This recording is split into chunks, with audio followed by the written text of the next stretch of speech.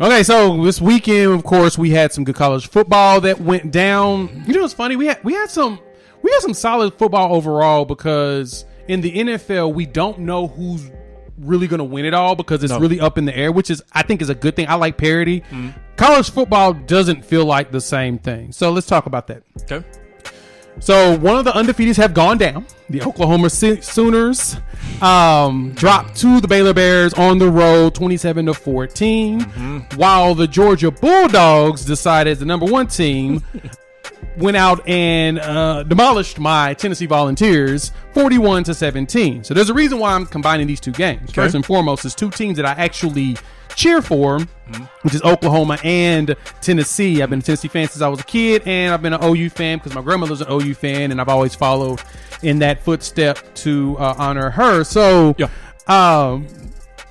we did a video in a part of the podcast a couple weeks ago about OU versus Georgia. So asked the question, OU's offense, which is the top 5 offense, going against Georgia, which is the number 1 defense in the country, how would it go? And I think Tennessee's game actually gave me some answers, and I will explain why. But let's ask this question first for all the OU Sooner fans that are tuning in. Okay.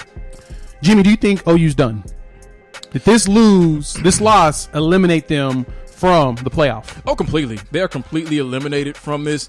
I mean, the committee, they were popping champagne when this happened because this is exactly what they wanted, because they hated OU from the start anyway by putting them at 8th 2 weeks in a row when they should not have been. So this is exactly what they're going to use to not only justify wherever they rank them this week. Hell, they might push them into the 20s just because they don't like them, but this is going to put a stain on how they see them for next season as well.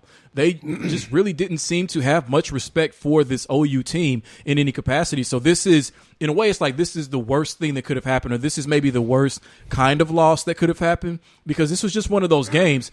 These are one of the kinds of games that you get in the NFL, and we've seen this for weeks, but this is the kind of game that you don't get in college football, where you have other individuals with subjective opinions who really don't like or respect you. This gives them everything that they need to bury you for the rest of the season. So for those reasons, football-wise, no, I wouldn't believe that they're done. But committee-wise, college football playoff-wise, they're finished. So I'm opposite. Okay. I'm going to be the optimist around here, cautiously optimist, that I do not believe that OU's done. And this is the reason why. If OU wins out and goes to the conference championship and win, they will play 2 top 15 teams in rankings if everything plays out properly. Baylor right now was ranked 13th going into this game. They will move up.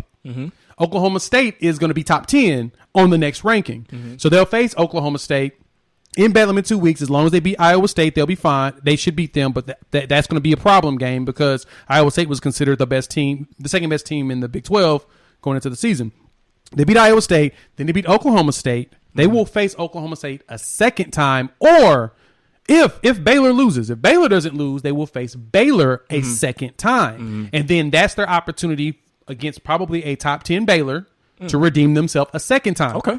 So having back-to-back top potentially 10 wins should help them maintain a streak to getting in there, because you got to look at the other teams that's in there. Michigan State, Michigan, and Ohio State all have to play each other. There's a guaranteed second loss somewhere. So all of them have to play each other. That moves Oklahoma up. Oklahoma State's above them. That moves Oklahoma up. So you go through all of these teams that's in between there. If with all the losses that will happen, there's a chance that Oklahoma can move. And then you've got really the last one, which is Georgia, Alabama. We'll talk about them in a minute. Oregon has to win out. I don't see Ole Miss, even though they're in the stupid AP poll above everybody. I don't know why. I don't see them helping. And then Notre Dame is really the last cog in the wheel that we have to figure out, and we'll see what they look like. So I think that there is a path to get Oklahoma into the playoff. They just got to win out. That's it. They just got to win out. And it bothers me because it has to be style points-wise. That's the most annoying thing about all this, is that we are judging teams winning games by blowout or not. And it's like, I want all the games to be competitive. I hate watching blowouts. So we'll see on that.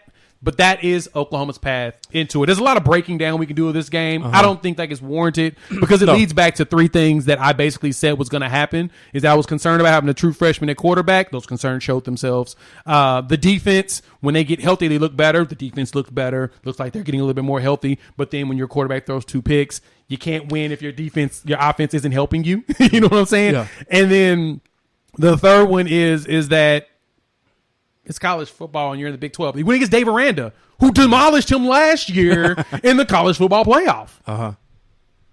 2 years ago. Sorry. Yeah. LSU. So,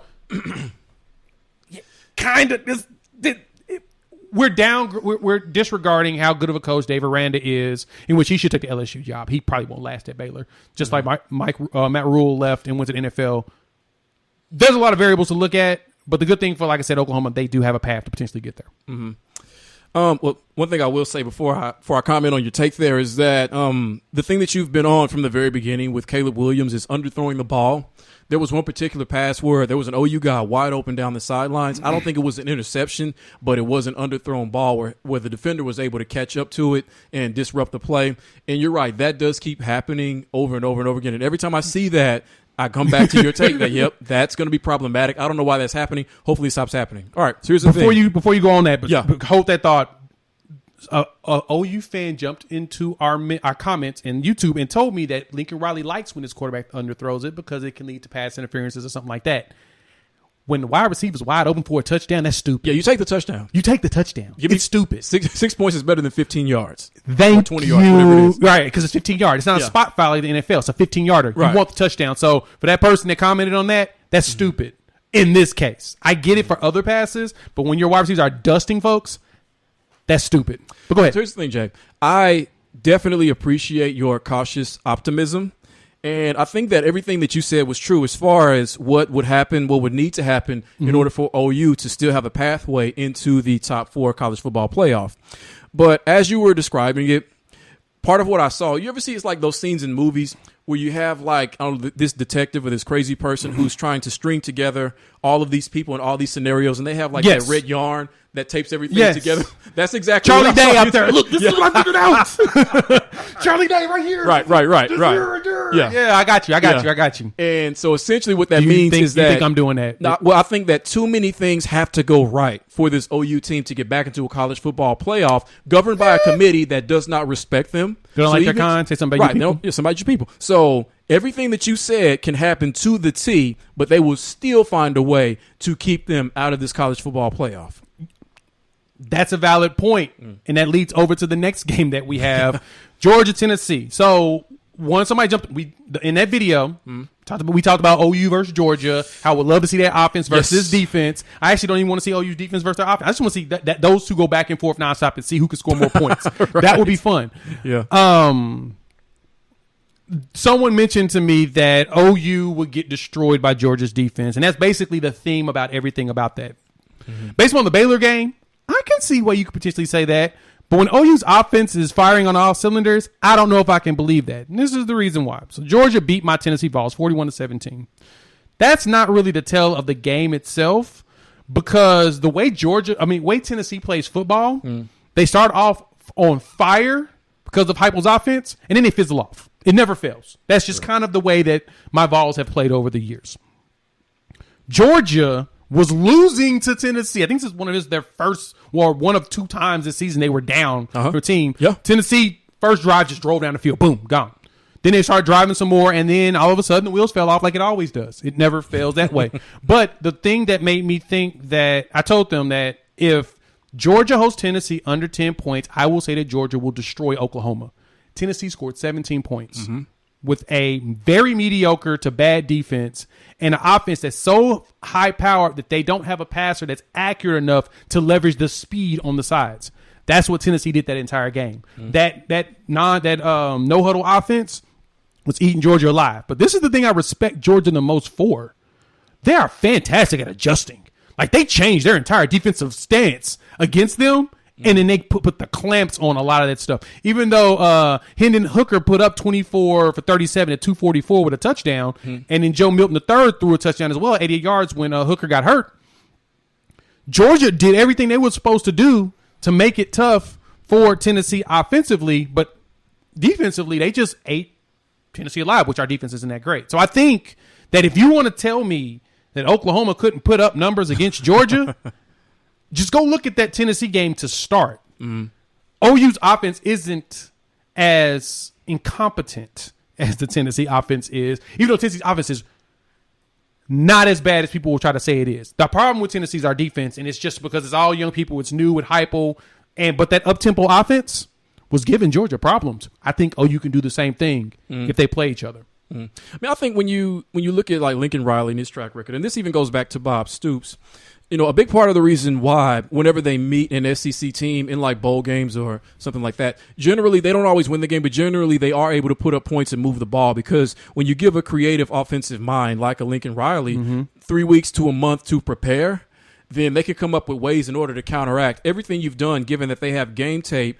on your entire season going back to last season, but they have the time to dissect it. Yep. Is what that is. So I mean, if Georgia played OU this weekend, for instance, 1 week to prepare, I mean, yeah, OU would probably put up some points, but ultimately Georgia will win and win convincingly. But when you give them more than that, when you give them a month to prepare for that type of a game, I think that they'll be able to put up points on this team, because there's, like, for instance, Georgia practicing, there's not really much you can do to duplicate having to be in the no huddle against a Big 12 team like that's just constantly faster than you and constantly always back to the line of scrimmage to call the next play. Exactly. So OU's defense, and what made them look so much better this week, is Turner Yell's back. Washington played. DJ Graham played. Something that they haven't had over the last few weeks. When you bring those guys back, that's the difference maker that OU can have on the defensive side. And I think that once they get all those veteran players playing consistently, I think they'll gel. OU should look different next week. So let me ask you this. I was going to ask you one quick question. Where do you think OU is going to be ranked tomorrow night? Oh, God. College football playoffs is going to push them all the way. They should be like 15th, even at 9-1, which is absurd. They're 9-1. Yeah.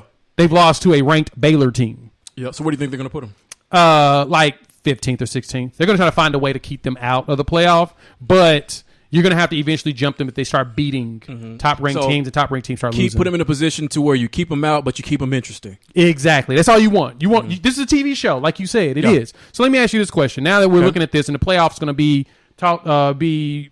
they're going to pick their teams Tuesday night, which this week I will put a video out. Last week, some unforeseen circumstances happened work-wise. I will put out the video about my reaction to their selections. Is the college football playoff committee trying to make sure that there's two SEC teams in the playoff?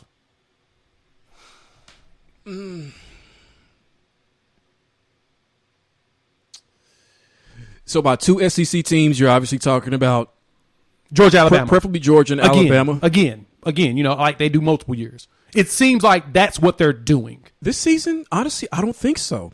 I mean, I think that, yes, you do want Georgia because of this defense, and they've been the story pretty much the entire season. Yeah. Yes, you definitely want them in, but Alabama, and again, this is from the perspective, this isn't from a football perspective, this is from a television show perspective. What's interesting about Alabama this year?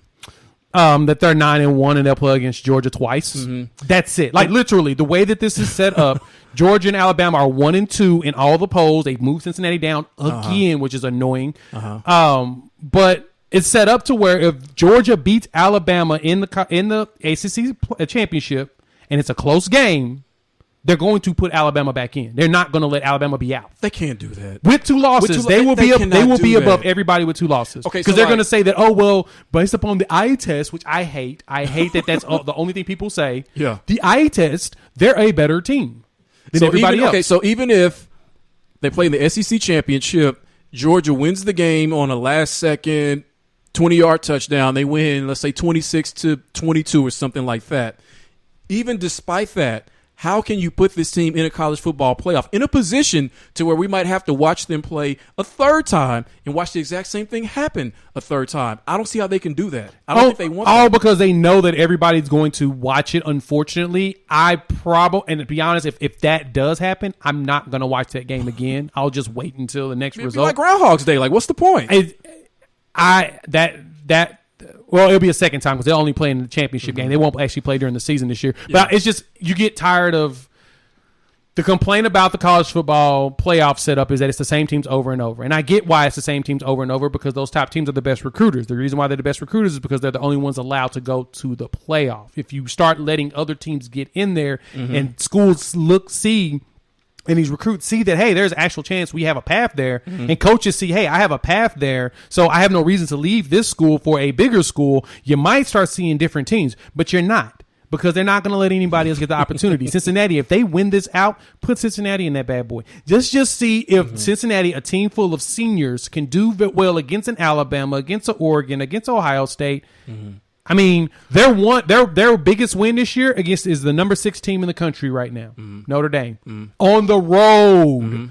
Let's give them some respect. This is the year to experiment with the television program. This is a year because I'm telling you, Alabama, I mean, they're still great, still 5-star recruits all over the field, but they're not interesting. Even their quarterback, Bryce Young, is boring. And Alabama's quarterback hasn't been boring for a while. So let's see. I would have more interest in seeing, okay, what is Cincinnati with all this last year, but okay. What is Cincinnati with all this bickering that they've done, finally letting him in? Okay, this is interesting. Let's see what they look like. Or what if Notre Dame gets back into it? What if Oregon stands pat? What if Ohio State is in there again? There are, I think, more interesting teams from a television show perspective to have in this than Alabama. This is just a down year interest-wise for Alabama. It's not going to last long because, I mean, the number 1 star is always going to be there, Nick Saban. Yeah.